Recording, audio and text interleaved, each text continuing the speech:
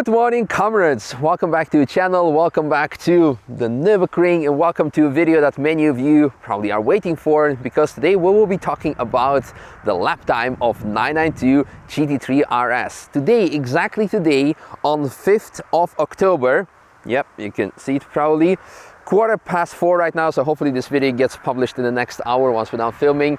Today Porsche had a lap timing slot on the Nürburgring. They had it previously 2 weeks ago, but it was raining, they couldn't do it, and today they have it as well, but also weather is not exactly optimal. So last night when I was going to the gym, I saw a massive Manthey-Racing truck parked at the paddock of TF entrance, or the public session entrance of Nürburgring, and at that time you know exactly that the following day probably Porsche is going to do something fast. And indeed the case today. They were lapping pretty much the full day with exception of morning because the track was kind of still wet, but later on they were doing actually lots and lots of laps, because whereas in the past, from my experience, they would go out for 2, 4, maybe 6 laps, now they were doing it non-stop, which says that they were not exactly happy with the result.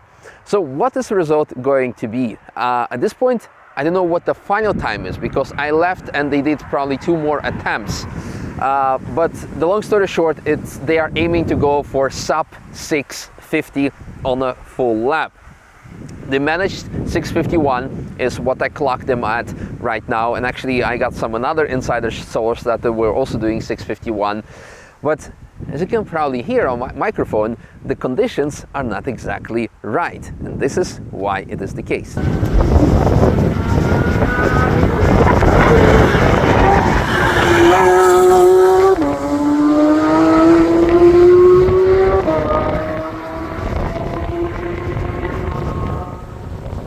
Today's conditions are least unfavorable. The temperature is very good. It's also dry. Intake temperature is very good, but extremely windy. You can even see the clouds are moving very, very fast in comparison, and they're moving in the opposite direction, that direction, which is the opposite direction of the main straight. And with such a high downforce car, high aero car, this could definitely mean a couple of seconds of the time. So where does this bring us? Additional funny story, last night someone saw Andy Preuninger and also Jörg Beckmeister, who is doing the lap record at Piston Klaus at a local restaurant, and sent them a beer coaster with 992 GT3 RS 6 minutes 40 question mark, and they crossed off the 0 and signed the beer coaster and gave it back to that person. So if they crossed off the 0, this means that they're aiming for a 6 minutes 40 something. That is the lap time, but not like a 6 minutes 40, but 6 minutes 4x. So I guess they're aiming for 6:49 if they were unhappy with 6:51. Should they be unhappy? Not really, because the GT3, the 992 GT3 did 6:59. The MR car of the 992 GT3 did 6 minutes 55. The 991 Gen 2 GT3 RS MR did 6 minutes 54, so 1 second faster. However, the 992 GT3 MR lost at least a second by a gearbox fault in Hatzenbach earlier when they did lap time, and I heard that the car was earlier out today as well, so probably they were trying to beat that time again, but I don't know if they succeeded because, again, of the wind. And then the most important thing, a lot of people, well, not a lot of people, but some people are saying like, yeah, this is going to be the king of the ring, the fastest car out there, the Nürburgring. And basically they need to beat GT2 RS MR or GT2 RS equipment lap time, which is 6 minutes 43.3. I already said in the past that it's not going to happen because the car simply lacks power and has too much downforce to compensate on the main straight. And today, again, too much downforce and too much wind. So that was not there today. So the question for now, have they done today at all below 6 minutes 50 full lap? I don't know. We'll find out.